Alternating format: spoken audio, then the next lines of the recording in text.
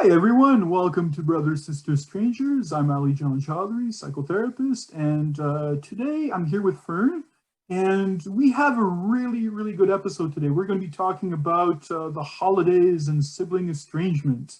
And this can be a difficult time for a number of us, right? This is something that a lot of us are going through, and we hope to shed some light on this today. Thanks for being here, Fern. Bah humbug. It is not easy to be estranged during the holidays, and I've struggled with this for the decades I was cut off from my brother. It's miserable, and you don't know what to do with yourself, and you don't know who to invite to your holiday table. So it presents all sorts of problems, and the worst of it is you kind of fall into some sort of magical thinking that, oh, it could be so much better, and maybe if, and that's a really dangerous place to go. And it doesn't necessarily have relevance in your daily life. I'm often reminded of how people view Valentine's Day. There's all this romance and expectation tied to it. And you feel empty if you don't have a partner who can provide the roses and chocolate and take you out to dinner. Well, the holidays are kind of like that too. So I'm eager to hear what you have to say, and I know I have a lot to say about the dreaded holidays. We've got a lot to say today because I think this is one that some of our viewers are especially waiting for. And you're absolutely right. I think this is a topic that needs to be addressed. And this is a difficult time of year for that because of the fact that it can be triggering for a number of us in terms of the expectations and such. So today we're going to be going into some of the moments of suffering in terms of the messages of joy and cheer that families have sometimes when they get together and how that can sometimes affect us being of the estranged community and such.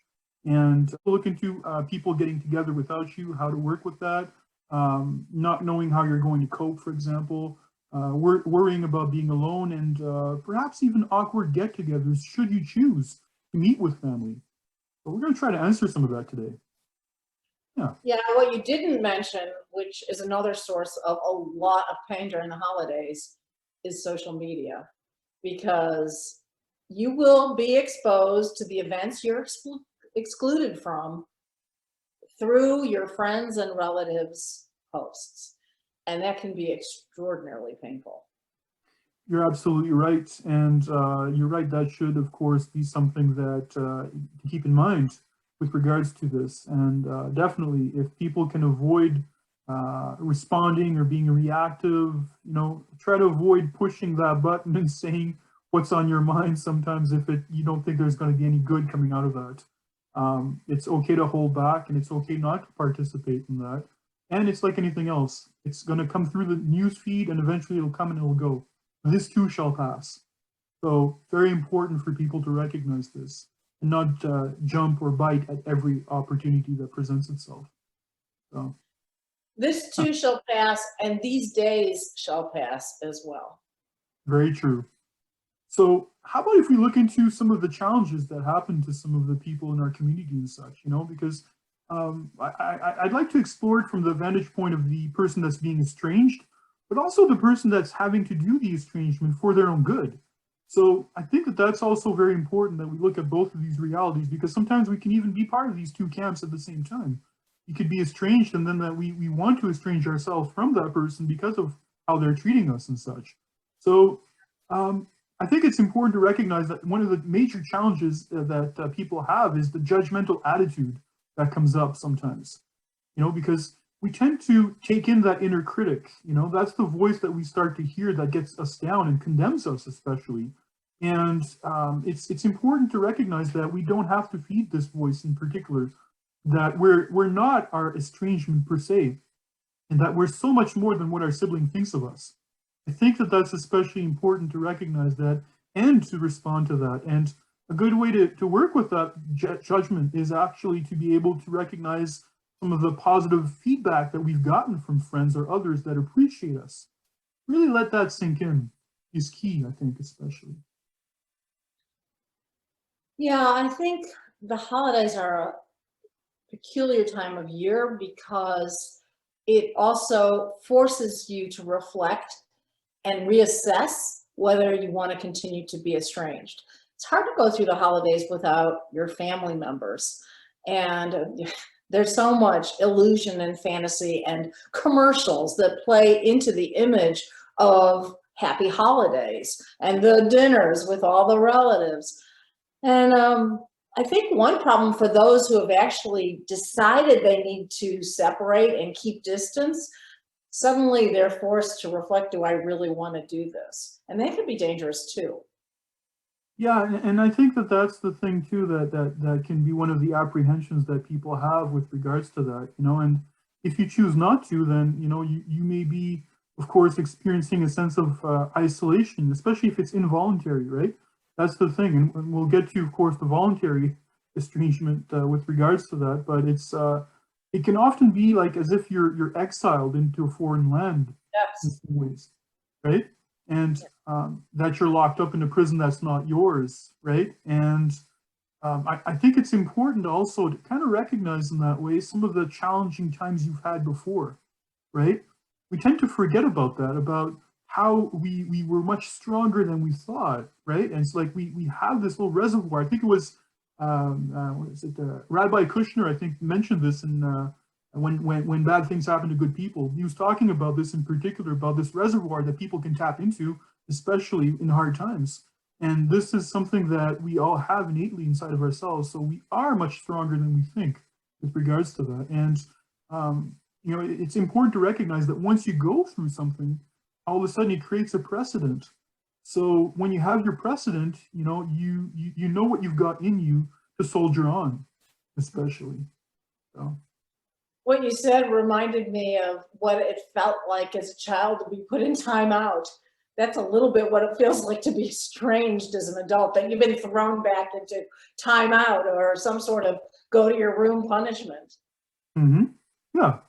So I think that that's especially important just to recognize that, right? And to not give in necessarily to those feelings, but also recognizing that you've gone through adversity and you know that you'll have it within you to be able to move from there. So just being conscious of that and to look back on some of the successes you've had is especially important in moments like that. There's also something that's come up with some people that have been talking in our community about the sense that parents are choosing one child. You know, and usually it's the most turbulent one that they choose, the most troublesome one to side with in some ways. And it's hard, right? Because it's like if you're the black sheep or the scapegoat, then you usually call out the hypocrisy. You usually want to denounce that. And it's unfortunate when we kind of get the sense that parents have favorites, you know, even though they do, you know, it's something that happens. You can get a sense of unevenness in your contact with them, right? And the most important thing I find especially is to avoid falling into justification matches, you know, to be able to catch yourself, because in some ways you're going to be trying to convince a deer in the headlights, basically, of their blind spot that they're just not seeing or refuse to see. So you're going to be butting your head over and over again if you're not careful and wasting energy into this, trying to convince them to be fair, trying to convince them that, you know, you're not getting the same treatment. And you not talking about it doesn't mean that you're condoning it. If anything, you're buying the peace for the time being by not bringing that up in that sense. So I think that authenticity is key, especially asking yourself who you want to be or how you want to respond to that. And we'll discuss more about that shortly, how to prepare with meeting with others. You know, I think this is a fairly common thing that happens in families. I know it happened in my own. And the tendency among parents particularly is to placate the one who's most intimidating, who they fear. And so the person who's more compassionate or empathetic, they figure they can take advantage or at least slide by. And I know that was a problem in my own relationships with my mother and brother. Yes, and that's the sad thing when it comes to that. It's basically parents don't really want to stir the waters, but yet by siding with one, it creates issues because we can fall into the justification game. So just catching ourselves, being conscious of what that is, and recognizing how we want to be in certain situations, even if we're alone with ourselves. How do we want to be? Do we want to justify ourselves? Do we want to go in that path or not? And seeing something doesn't mean necessarily that we need to bring up every single issue that we observe. It could be to learn to have that restraint, just to kind of maintain a sense of peace and equilibrium. So that's important, especially, I think, and like you say, it's more common in families than we think. And I think what happens too is when you are estranged, and I'm talking about this from the two sides of being estranged and then being reconciled, so many more emotions and so many more reactions are provoked when you are estranged. One of the real advantages of reconciliation is this sort of stuff doesn't emerge. And so I'm not as activated emotionally by these kinds of things.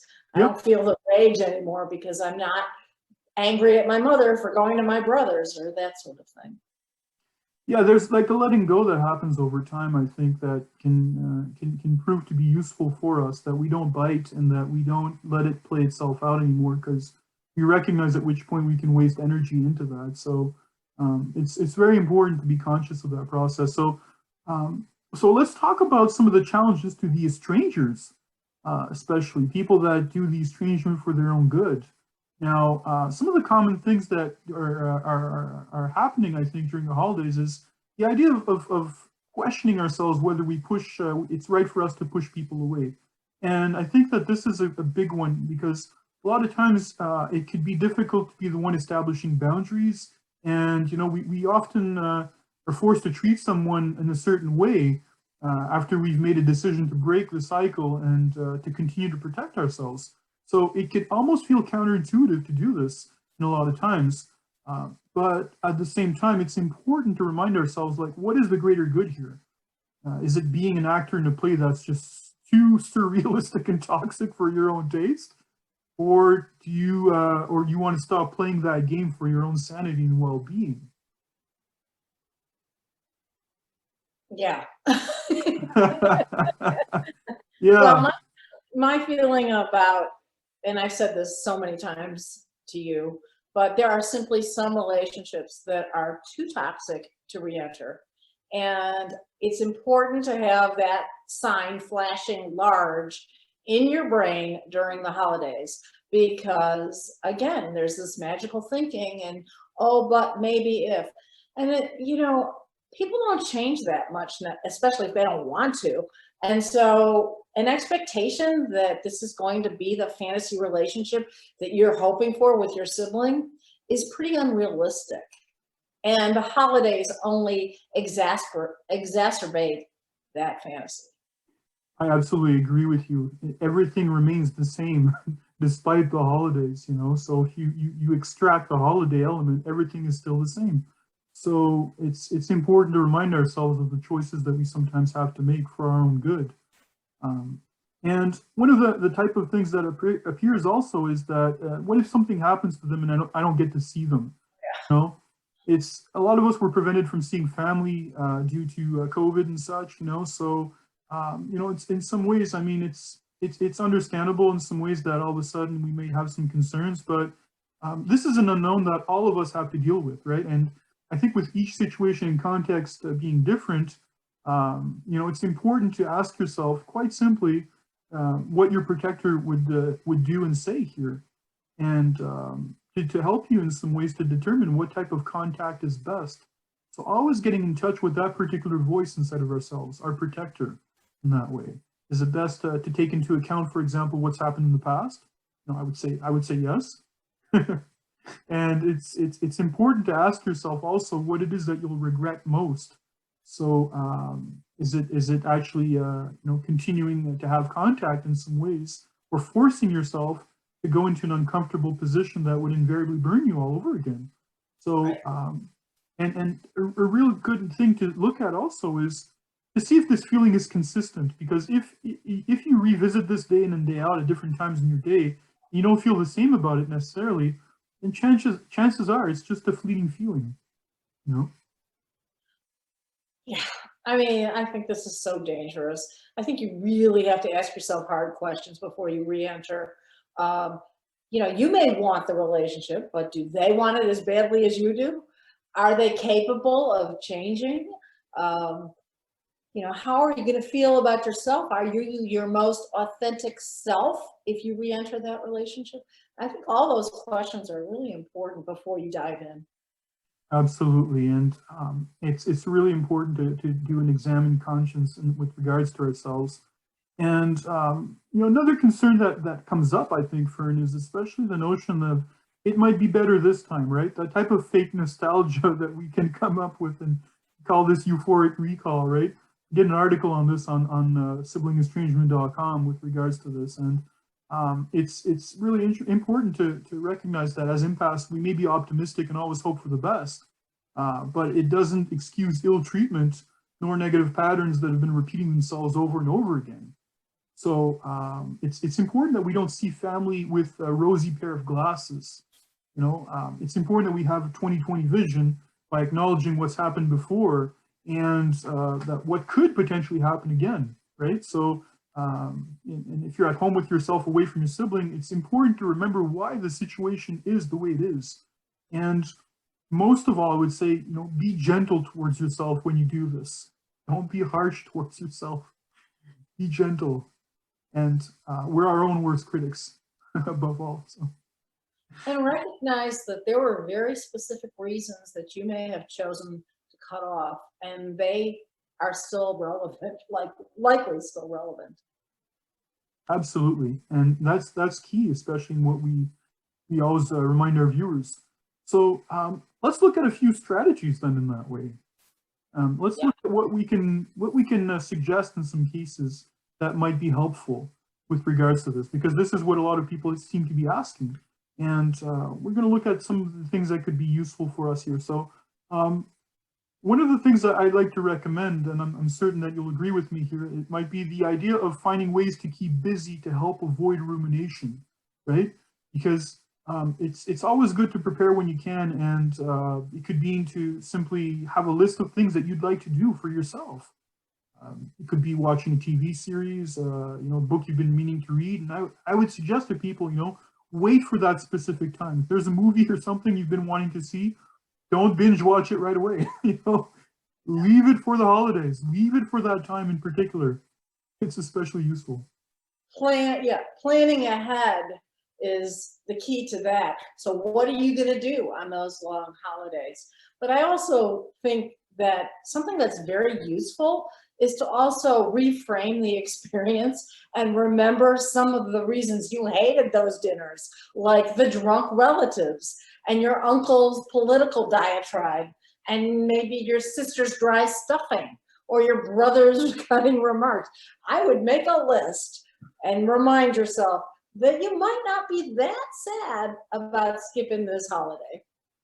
I absolutely agree. I think that's really, really important, to do that. And that's something that is key, especially just to remind ourselves and put us back in context.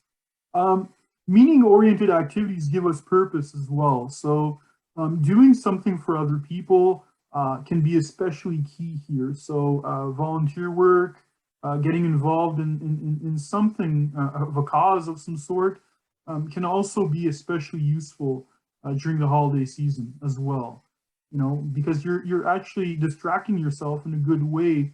So that way you're avoiding rumination through distraction from the outside by focusing on someone else or anything that matters to you. There's also a great satisfaction in making somebody else's life a little sweeter, especially someone in need. And so perhaps working at a crisis center for the homeless or something similar to that can not only distract you, but also make you feel really good about yourself that you have shared the holiday spirit with people who really don't have much. Yeah, I absolutely agree. I think that's especially important. I would say also what's very good is to create an individualized mission statement. So sort of like my own 10 commandments, so to speak, and things you want to live by.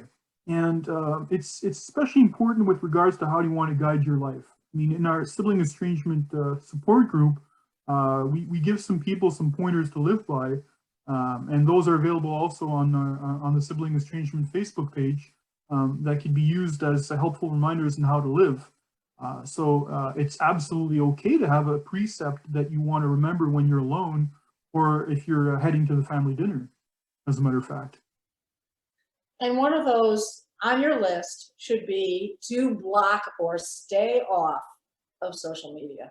I think what contributes deeply to the dissatisfaction during the holidays is seeing everybody else's curated feed.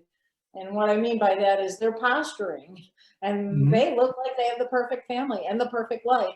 And it can be really debilitating to see scene after scene of happy families celebrating when you don't really have that. And actually, they probably don't have it either. And that's absolutely true. Whatever we see on social media is largely cherry picked. So being conscious of that, being conscious that it's not the actual reality, and it's going to look a whole lot nicer. You know, we've got filters now for pictures that make the colors a lot more vivacious. So however people bring stuff up, it's always going to look better than how it is in real life. So I think that that's really, really important, just to kind of be aware of that. And I don't think we can say it enough. And I think that making plans is like number one. Don't wing it. You know, prepare for how sticky conversations can happen. You know, so I think that that's something that's especially key. And a lot of times we forget is that we can predict in some ways how things can come up, and just to be able to catch that when that happens. So I would say, you know, when meeting with family, especially drawing out scenarios on a piece of paper, and being able to come up with an action step that you can take, is something that you'd like to say in a simple sentence, for example, can be key, especially. So that way, if emotions get you overwhelmed, then you can think back on that phrase and think back on what's most important for you to remember or to convey. So.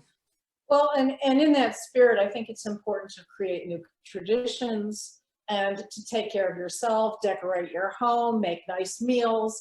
Try to make it nice for yourself. That's the self-care in this.